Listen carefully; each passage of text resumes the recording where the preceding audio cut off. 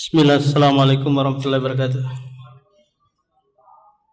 Alhamdulillah, wassalatu wassalamu ala rasulillah wa ala alihi wa sahbihi wa sallama taslima. Nah, kita kembali lagi mentadaburi Al-Quran Al-Karim agar kita mendapatkan petunjuk dari kitab suci kita ini yang berisikan hudal lil muttaqin, petunjuk bagi orang-orang yang bertakwa. Masih melanjutkan tafsir surah An-Naziat. Allah Subhanahu wa taala berfirman, "A antum ashaddu khalqan amis samaa'u banaha." Di ayat ini Allah Subhanahu wa taala melontarkan pertanyaan kepada orang-orang yang ingkarul ba'si, mengingkari hari kebangkitan. A antum asyaddu khalqan, apakah kalian yang lebih sulit penciptaannya ataukah langit? Maka jawabannya adalah langit yang lebih sulit penciptaannya. Karena Allah Subhanahu wa taala meninggikan langit tanpa tiang, tanpa penyangga sedikit pun. Disusun berlapis-lapis sampai 7 lapis. Dan setiap lapisannya jaraknya itu 500 tahun perjalanan. Jadi dari langit dunia atau langit pertama menuju langit kedua itu 500 tahun perjalanan. Rasulullah memperumpamakan seperti kelereng yang dilempar ke padang pasir. Maka kelereng itu adalah langit pertama. Kemudian tanah yang lapang itu adalah langit yang kedua. Sampai seterusnya ke atas. Penciptaan yang sangat menakjubkan. Disebutkan lagi di surah Al-Ghafir, la khalqus samawati wal ardi akbaru min khalqin nas. Benar-benar penciptaan 7 lapis langit dan 7 lapis bumi itu lebih sulit, lebih besar daripada penciptaan manusia. Jadi kalau penciptaan manusia lebih mudah. Allah bentuk dari tanah liat gitu. Kemudian Allah tiupkan ruh, jadi. Nah, kalau penciptaan langit ini membutuhkan 2 masa, 2 hari. Karena langit 2 hari, bumi 2 hari, dan apa yang ada di antara keduanya 2 hari. Jadi totalnya berapa, Pak? 6 hari. Mulai dari hari Ahad, Isnain, Sulasa, Arbi'a, Khamis, Jum'ah, sampai hari Jumat. Kemudian hari Sabtunya kata orang Yahudi Allah istirahat. Karena Allah lelah, capek dari apa? Menciptakan alam semesta ini. Akhirnya Allah summastawa alal arsy, bersemayam di atas arsy. Ini tuduhan dari orang-orang Yahudi terhadap Allah bahwa Allah apa? Capek. Maka Allah bantah hal itu di surah Qaf, wa ma massana min lugub. Kami tidak merasakan sedikit pun lelah dari menciptakan alam semesta ini. A antum asyaddu khalqan amis samaa'u banaha. Kemudian ditafsirkan lagi perkataan banaha di ayat setelahnya, rafa'a samkaha fasawwaha. Dialah yang meninggikan, fasawwaha, kemudian meratakan langit tersebut. Jadi susah bagi manusia untuk apa? Untuk menembus langit pertama. Jadi Rasulullah yang pernah melakukan Mi'raj tembus. Kalau manusia nggak bisa. Manusia yang lain. Meskipun dia pakai pesawat yang canggih gitu, bahan bakar yang banyak, pasti tidak akan sampai. Jadi mereka bisa ke luar angkasa. Tapi untuk menembus langit pertama, mereka kesulitan. Wa aqtasha lailaha wa akhraja duhaha. Wa aqtasha lailaha, dan dia menyelimuti bumi dengan apa? Dengan kegelapan malam. Ini di mana, Pak? Di bawah langit pertama. Kemudian setelah itu, setelah berlalu malam, wa akhraja duhaha, dia mengeluarkan cahaya siang. Ternyata siang itu, Pak, bercahaya bukan karena matahari, tapi karena apa? Karena cahaya siang itu sendiri. Allah sebutkan di surah Asy-Syams, wasyamsi waduhaha wal qamari idza talaha wan nahari idza jallaha. Dan siang apabila jalla itu mengeluarkan cahaya. Jadi meskipun tidak ada matahari, maka siang itu akan mengeluarkan cahaya yang terang. Jadi silih berganti perputaran siang dan malam. Ini adalah masa yang Allah siapkan untuk kita gunakan beribadah kepadanya. Terus seperti itu, Pak, siang dan malam silih berganti.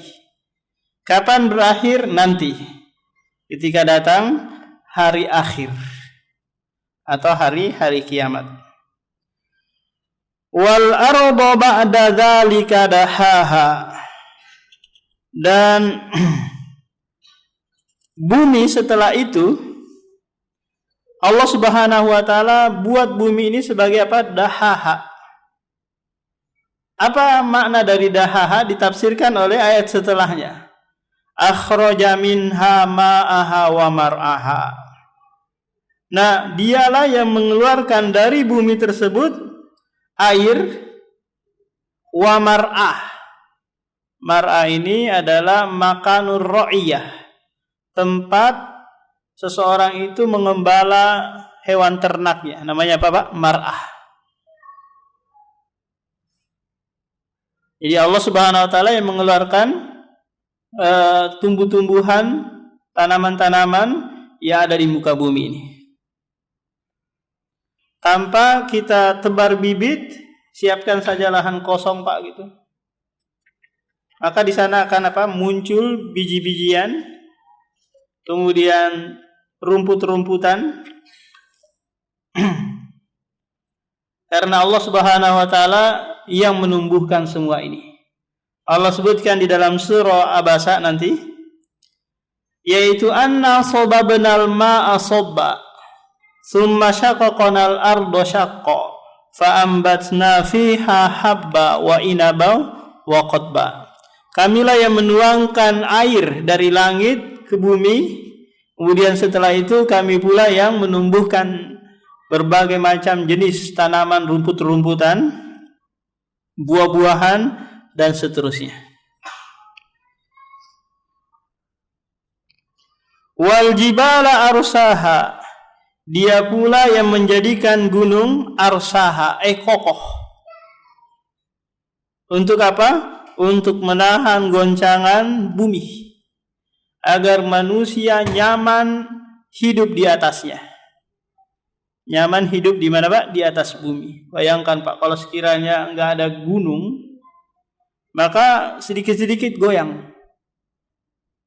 Kita akan ketakutan, nggak nyaman.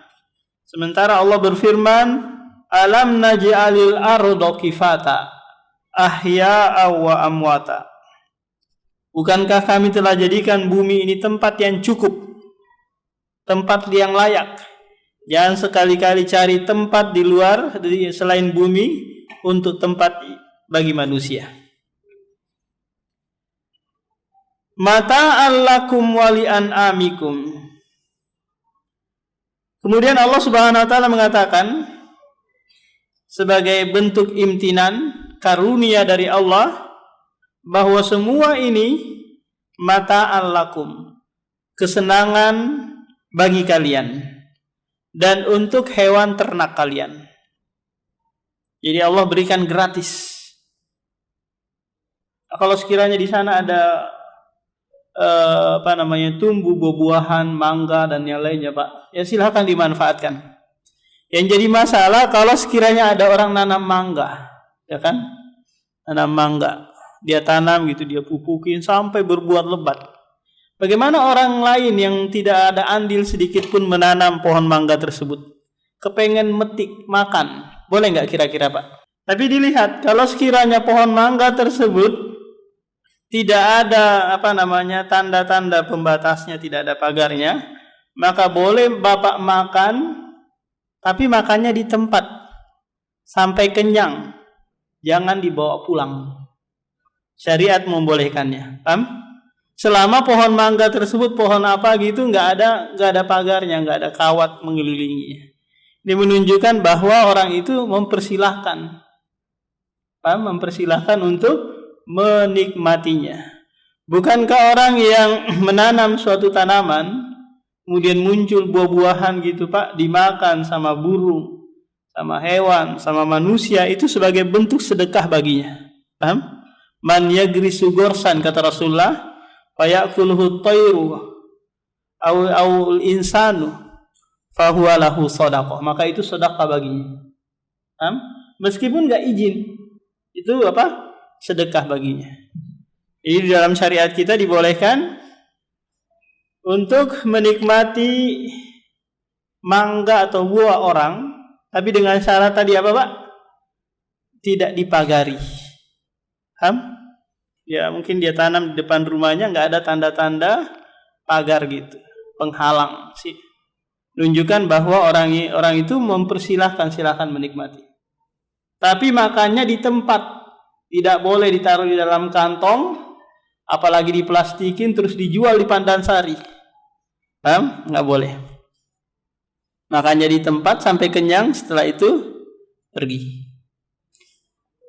Wah, ini kesempatan kalau gitu, sekarang lagi musim mangga ini. Nah, tapi kalau sekiranya ada orangnya ya izin. Kalau nggak ada ya sudah, berarti syariat mengizinkan kita untuk memakan buahan tersebut. Mata'an lakum wa li'an'amikum, sebagai kesenangan bagi kalian dan hewan ternak kalian. Jadi di dalam bahasa Arab an'am itu hanya meliputi 3 hewan, Pak. Kambing, onta dan sapi. Karena mereka ini kambing-kambing atau onta ini yang menikmati mar'ah tersebut. Menikmati tanaman yang tumbuh liar seperti rumput, atau dalam bahasa Arabnya namanya alaf. Karena kambing, onta, sapi ini giginya kan bagian bawah saja, Pak. Jadi makanannya rumput-rumputan itu. Kalau dikasih nanti dedaunan seperti daun singkong, daun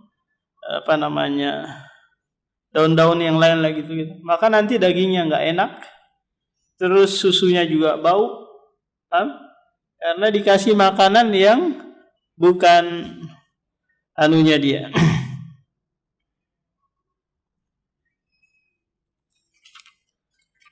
Fa iza ja'ati tammatul kubra, kata Allah Subhanahu wa taala, apabila datang tomah. Toma ini salah satu nama hari kiamat. Toma, Soho, Ghoshiyah, kemudian apa lagi, Pak? Al-Haqqah, Al-Qari'ah. Penamaan tersebut sesuai dengan kondisi yang ada pada saat itu. Apa makna Toma? Toma itu di mana huru-haranya itu menyebar. Tidak ada satu negeri pun, kampung pun, melainkan akan kena huru-hara pada hari kiamat. Sekarang kan, Pak, musibah itu kadang daerah sini kena, di sana enggak. Paham? Kayak tsunami, kayak gempa bumi, kemudian gunung meletus. Ini masih masih di titik-titik tertentu. Nanti kalau di hari kiamat ini merata. Paham? Jadi merata, semuanya kena. Ini namanya apa Pak? Tomah. Fa idza ja'ati tomatul kubra, apabila datang musibah yang merata,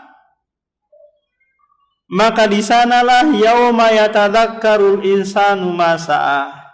Di sanalah manusia akan teringat apa yang pernah dia lakukan. Apakah kebaikan ataukah keburukan? Kalau saat ini Pak, kita itu nggak bisa mengingat beberapa permasalahan yang pernah kita lewati dari kehidupan kita. Kalau kita tanya berapa kali Bapak menggibahi orang, oh wallahu alam sudah terlalu banyak, tapi saya nggak ingat. Sudah beberapa banyak Bapak lihat film-film yang nggak benar, waduh nggak ingat sudah. Karena manusia sering lupa. Nah, tapi tidak pada ketika nanti ditegakkan hari kiamat. Di sana manusia akan teringat semua memori-memori yang pernah dia jalani dalam kehidupannya. Nggak usah pas hari kiamat Pak, pas kita mau sakaratul maut saja, itu sudah terbayang semua. Sudah terbayang kesalahan-kesalahan kita kepada istri, kepada tetangga, kepada orang, utang-utang kita teringat semua. Jadi disitulah manusia nanti apa? Ya tadzakkar masa apa yang pernah dia usahakan semasa hidupnya di dunia. Apakah itu kebaikan ataukah keburukan? Wa burrizatil jahimu liman yara. Nah, kemudian nanti pada hari kiamat, jahim atau neraka jahim burrizah akan ditampakkan sehingga dapat dilihat oleh manusia. Disebutkan dalam surah Al-Buruj, dalam surah Al-Fajr, waji'a yauma idzim bi jahannam.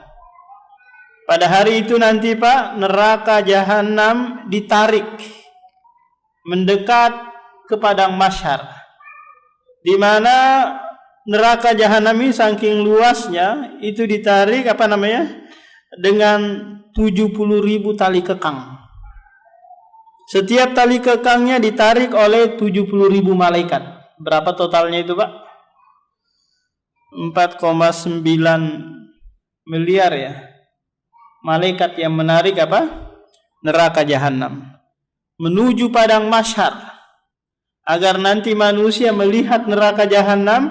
Kemudian non muslim yang ada di dunia, non muslim yang mati gitu dalam keadaan dia tidak Islam, maka langsung dilempar ke neraka jahanam tanpa ada lagi melewati perhitungan amalan.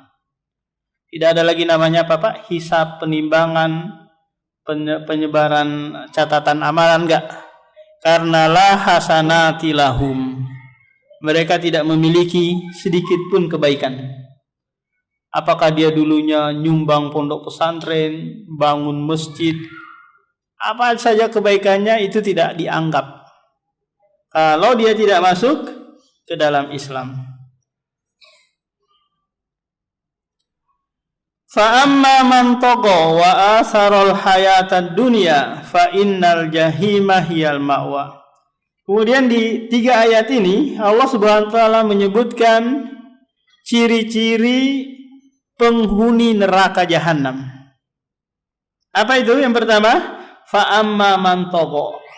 Adapun orang yang melampaui batas. Melampaui batas berarti dia melewati batas yang sudah ditetapkan kan Pak ya. Contoh ini kan batas batas orang yang sholat ya. Kalau dia lewati berarti dia melampaui batas. Allah dan Rasulnya Pak membuat batasan-batasan bagi kita. Larangan-larangan itu adalah batasan agar kita tidak melampauinya. Kita berbicara, kita bersikap, berbuat dan yang lainnya semua dibatas-batasi oleh Allah. Tidak seenak udelnya dia ngomong. Ada Ada batasan-batasan dalam syariat. Jadi istilahnya tidak ada kebebasan berekspresi, berbicara, semua ada batasannya. Karena kalau manusia diberikan kebebasan, Pak, maka yang ada hanyalah memperturutkan hawa nafsu. Ammaratun bisu, memerintahkan keburukan. Jadi kalau mengadopsi kebebasan dalam berini, beritu dan yang lainnya. Tapi dalam agama kita semua ada batasan dan aturan mainnya. Agar kita Pak tidak melampaui batas. Sebagai bentuk rahmat Allah Subhanahu wa taala kepada kita semua. Apakah itu dalam hal perintah maupun dalam hal larangan? Kita dibatasi. Contoh gini, Pak. Kita sholat maghrib. Itu dibatasin kan? Berapa rakaat? 3. Padahal kalau kita nambah jadi 4 rakaat atau 5 rakaat, nggak ada buruknya, Pak. Bukan kayak yang kita baca Al-Fatihah, surah-surah yang datang dari Al-Quran, bacaan-bacaan yang datang dari Rasulullah. Paham? Apa salahnya? Nggak ada salahnya. Cuma yang salah kita melampaui batas yang telah ditetapkan oleh syariat, bahwa sholat maghrib itu 3 rakaat. Nah, dalam hal larangan, kita dilarang minum khamar, dilarang berjudi, dilarang ini dan itu. Tujuannya untuk kemaslahatan kita. Karena di dalam agama kita, Pak, tidaklah ada suatu larangan kecuali di sana pasti ada mudarat yang akan menimpa manusia itu. Pasti ada mudarat. Makanya dilarang. Kita kenapa dilarang makan babi? Karena di dalam daging babi itu ada cacing pita yang sangat membahayakan tubuh kita. Paham? Yang cacing pitanya itu tidak bisa dilihat dengan kasat mata. Itu dilihat dengan alat yang ini. Apa namanya, Pak? Iya. Padahal babi, lemaknya dan yang lainnya ini bisa dimanfaatkan. Akan dijadikan bumbu masakan, kemudian obat-obatan dan lainnya. Tapi syariat memandang ini ada mudarat nih. Sehingga dilarang. Kalau sekiranya dibiarkan gitu saja, maka ini membahayakan bagi manusia itu sendiri. Jadi intinya agama kita datang, Pak, itu lil maslahatil bashar walintifa'i syarri anhum maddarar. Untuk kemaslahatan umat manusia dan mencegah segala yang memudaratkan. Ciri yang kedua, ciri penghuni neraka, wa asarul hayatad dunia. Mereka lebih mementingkan kehidupan dunia. Lebih mementingkan kehidupan dunia. Kita hidup di dunia, Pak, tidak dilarang agama kita untuk mencari kehidupan dunia. Kenapa? Karena kita butuh makan, butuh minum, butuh tempat tinggal dan yang lainnya. Allah memang sebutkan di dalam surah Al-Qasas, wala tansa nasibaka minad dunya. Jangan kalian lupa urusan kalian di dunia. Tapi yang tercela itu kalau seseorang terlalaikan atau lebih mengedepankan dunia daripada akhiratnya. Allah sebutkan di surah Al-A'la, bal tu'sirunal hayatad dunya wal akhiratu khairu wa abqa. Bahkan orang-orang kafir itu lebih mengedepankan kepentingan dunia, padahal akhirat lebih kekal dan lebih baik. Nah, ya'lamuna zahiral hayati dunya wa hum anil akhirati hum ghafilun. Mereka untuk perkara dunia, orang-orang kafir ini, Pak, mereka paling maju, paling canggih kalau perkara dunia. Tapi urusan akhirat mereka lalai. Apa artinya? Seseorang menguasai kecanggihan teknologi, urusan-urusan dunia dia paling top, tapi urusan akhiratnya nol besar. Maka percuma. Karena itu tidak akan memberikan kebahagiaan bagi dia.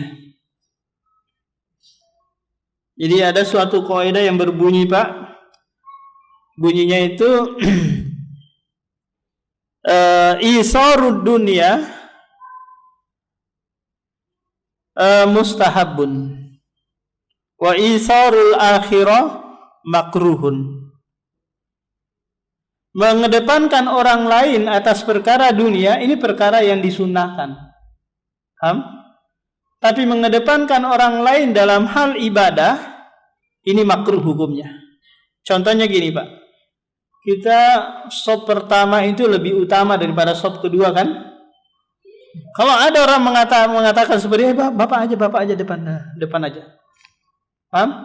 Ini nggak boleh, makruh. Kenapa? Karena ini perkara ibadah. Seharusnya kita yatanafas, berlomba-lomba. Kita yang terdepan. Kalau bapak diberikan pilihan nikah 2 kali, ketemu janda dari Palestina, terus bapak ditawarkan, mau nggak Pak? Udah dah, yang lain aja dulu, saya sudah cukup. Ini perkara dunia atau perkara ibadah ini, Pak? Perkara dunia. Kalau ini perkara ibadah berarti makruh kita mengedepankan orang lain, kita yang sikat kan? Tapi kalau ini perkara dunia, udah orang lain yang dikedepankan. Kita ada dikasih uang oleh orang gitu, rezeki nomplok bilang. Udah kasih aja dulu, yang lain lebih banyak yang membutuhkan. Tetangga saya lebih susah daripada saya. Ini apa namanya? Mengedepankan orang lain dalam hal perkara dunia. Ini diantara ciri para sahabat. Sahabat itu sangat-sangat mengedepankan orang lain dalam hal dunia. Allah sebutkan dalam surah Al-Hasyr, bal tu'sirun, mereka mengedepankan orang lain walau kana bihim khasasa, meskipun mereka sangat-sangat butuh.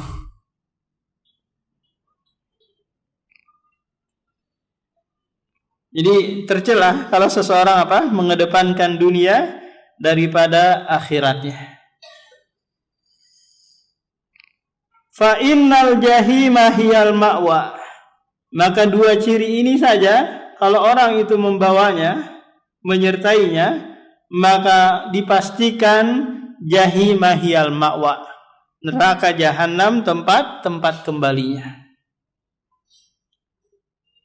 Karena orang-orang yang seperti itu, Pak, nanti dia akan Dia akan berpikir bahwa kehidupan dunia ini ia akan membuat dia kekal. Sebagaimana disebutkan di dalam surah Al-Humazah. Wailul likulli humazatil lumazah alladzi jama'a malahu wa 'addadah yahsabu anna malahu akhladah. Dia mengumpulkan harta sebanyak-banyaknya, berujung pada Pak?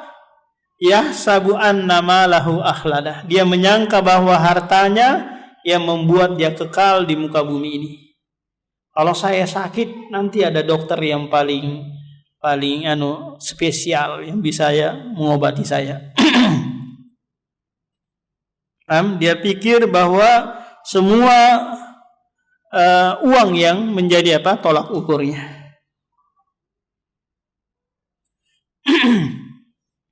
Wa amma man khafa maqama rabbih wa nahan nafsa 'anil hawa fa innal jannata hiyal ma'wa. Nah, kemudian Allah Subhanahu wa taala menyebutkan kebalikan, yaitu ciri-ciri orang yang akan masuk ke dalam surga. Ciri yang pertama adalah wa amma man khafa maqama rabbih. Adapun orang yang takut kepada kedudukan Rabb-nya. Jadi kalau seseorang itu takut, Pak, kepada orang lain, tandanya apa, Pak? Contoh, kita takut sama preman. Preman yang sangat sadis. Apa kira-kira sikap kita kalau ketemu atau mendengar nama preman tersebut? Maka pasti bergetar jiwa kita kan? Karena sesuatu yang ditakuti dengan yakin, dengan pasti, itu pasti akan menggetarkan jiwa. Paham? Ini sikap kita yang pertama. Yang kedua, pasti kita taat. Paham? Pasti kita taat, apa yang dia perintahkan kita jalankan. Apa yang dia larang kita tinggalkan. Ini bukti rasa takut kita kepada orang tersebut. Kalau kita disuruh sama orang yang kita takuti, sholat kamu. Malah saya sholat. Berarti orang ini berani kan? Berani macam-macam. Paham? Dia nggak takut nih sama saya. Saya suruh sholat, dia nggak mau sholat. Berarti apa Pak? Dia berani sama saya. Paham? Ini ciri orang yang takut. Dia taat, menjalankan perintah dan menjauhi larangan. Kalau dia berani melanggar, bukti dia apa Pak? Tidak takut kepada Allah Subhanahu wa taala.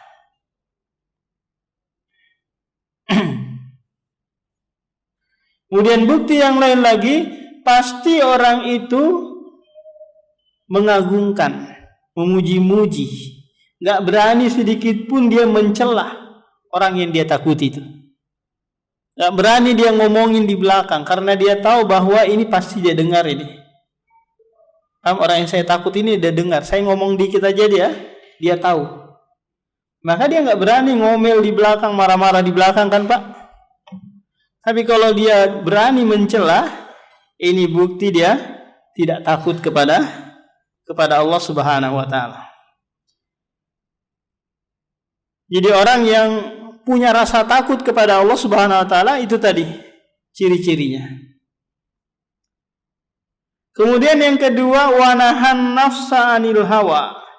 Dia mampu menahan jiwanya dari hawa, memperturutkan hawa nafsu.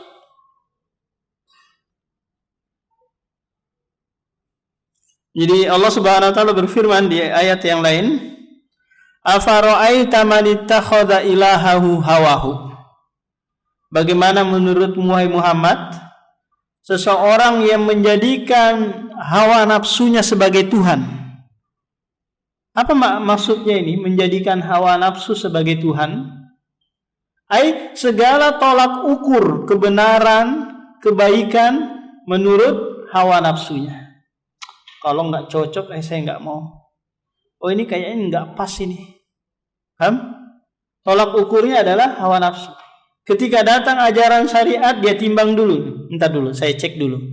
Ini cocok nggak ini? Pas nggak ini ya? Kalau pas, oke. Kalau nggak diterima. Berarti tolak ukurnya adalah hawa nafsunya. Imam Bonjol membuat apa? Membuat kaidah yang bunyinya apa Pak? Bahwa adat itu harus bersandikan syara'. Syara' harus bersandikan kitabullah.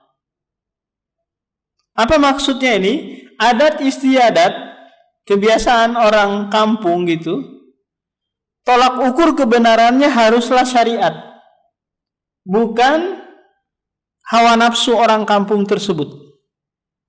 Kalau adat istiadat itu mau dianggap. Jadi kenapa kita nggak boleh memperturutkan hawa nafsu? Karena akan berujung pada kehancuran. Inna nafsa la ammaratun bisu. Sesungguhnya jiwa itu memerintahkan keburukan. Allah sebutkan di dalam surah Al-Kahfi ayat 29, tak kala memerintahkan Rasulullah sallallahu alaihi wasallam untuk bersabar bersama ashabus sufah. Wasbir nafsaka ma'al ladzina yad'una rabbahum bil ghadati wal ashi yuriduna wajha wala ta'du aynaka anhum turidu zinatal hayatid dunya wala tuti man aghfalna qalbahu an dzikrina wattaba'a hawahu fakana amruhu furata. Kata Allah Subhanahu wa taala, bersabarlah engkau wahai Muhammad bersama orang-orang yang beribadah kepada Robnya di pagi petang dan di siang hari. Janganlah kedua matamu itu condong kepada orang-orang yang mencintai dunia. Dan janganlah engkau mentaati orang-orang yang lalai hatinya, memperturutkan hawa nafsunya, yang berujung pada apa? Wa kana amruhu furata. Jadilah perkaranya seluruhnya berantakan. Jadi perkara kita kok berantakan, urusan dunia kita, urusan agama kita, maka jawabannya tidak lain karena memperturutkan hawa nafsu. Fa innal jannata hiyal ma'wa. Jika seseorang sudah menjalankan syarat ini, apa yang pertama Pak tadi? Takut kepada Robnya, menahan hawa nafsunya, maka tempat kembalinya adalah surga. Jadi surga dan neraka itu maujudatani al-an, sudah ada sejak sekarang. Allah Subhanahu wa taala sudah ciptakan. Tapi ingat Pak bahwa surga dan neraka itu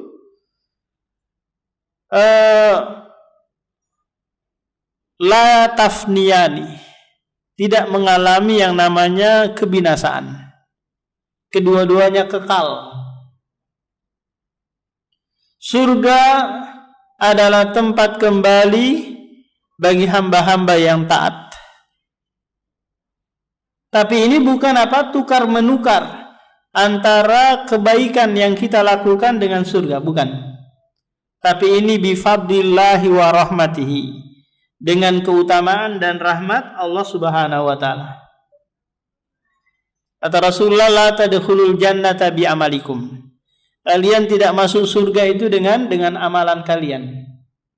Wala anta ya Rasulullah, tidak juga engkau ya Rasulullah, iya wala ana.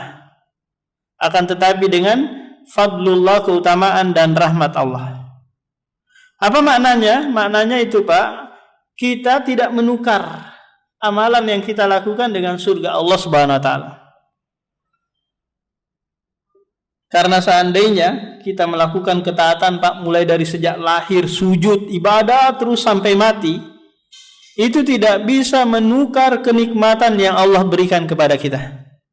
Mulai dari kenikmatan mata, telinga, hidung, napas, jantung yang memompa terus. Ini luar biasa. Kalau kita mau apa? Pikirkan nikmat tersebut. Coba bayangkan Pak, jantung kita kalau enggak usah di stopkan oleh Allah ya, dibuat lambat saja bergerak, memompa, maka apa yang akan terjadi Pak? Stroke, asam urat, kolesterol, tekanan, dan penyakit-penyakit yang diakibatkan apa? Kurang lancarnya darah. Apalagi Allah istirahatkan. Paham? Karena Allah Subhanahu wa taala yang mengontrol sendiri jantung ini. Coba bayangkan Pak, kalau kita tidur, jantung kan enggak tidur ya. Paham? Jantung enggak tidur. Cuma dia istirahat. Coba kalau jantung ikut tidur juga, apa jadinya kita Pak? Tapi anggota yang lain istirahat semuanya. Tutup mata dan yang lainnya, tidak bisa berfungsi. Tapi jantung tetap apa? Tetap berfungsi. Jadi kalau kita lihat di tubuh kita saja, kenikmatan Allah yang Allah berikan kepada kita luar biasa, yang itu tidak bisa kita balas dengan ketaatan-ketaatan. Tapi ketaatan yang kita lakukan itu untuk diri kita sendiri. Man amila sholihan fali nafsi. Barang siapa yang melakukan amalan soleh itu untuk dirinya. Yas'alunaka anis saati ayyana mursaha. Orang-orang kafir bertanya kepadamu tentang hari kiamat.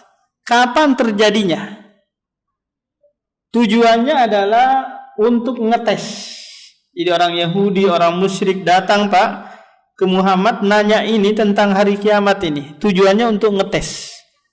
Kalau sekiranya Muhammad bisa menjawab, berarti dia bukan seorang nabi. Kenapa? Karena tak satu pun dari kalangan nabi dan rasul yang tahu kapan terjadinya hari kiamat. Bahkan malaikat Jibril pun nggak paham, nggak tahu.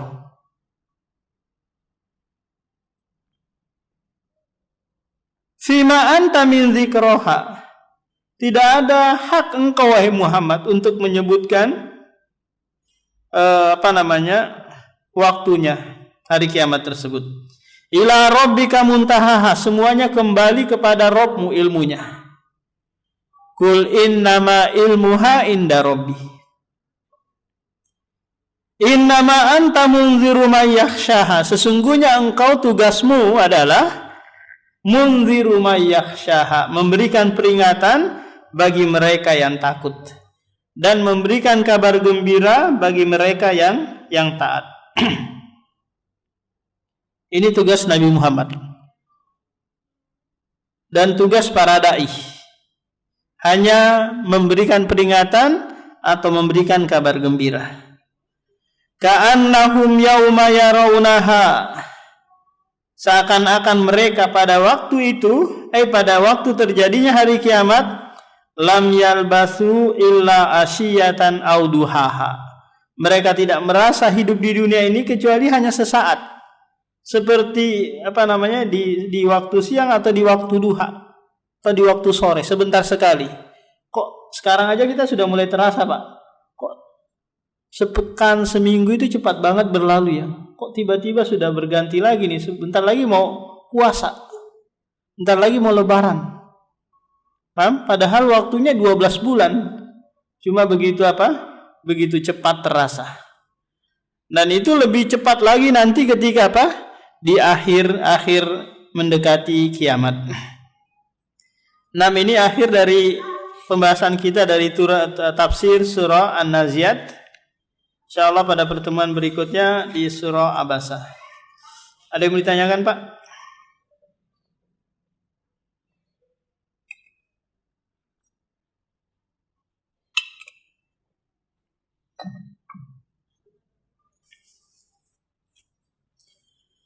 Demikian subhanakallahumma wa bihamdika asyhadu an la ilaha illa anta astaghfiruka wa atubu ilaik. Assalamualaikum warahmatullahi wabarakatuh.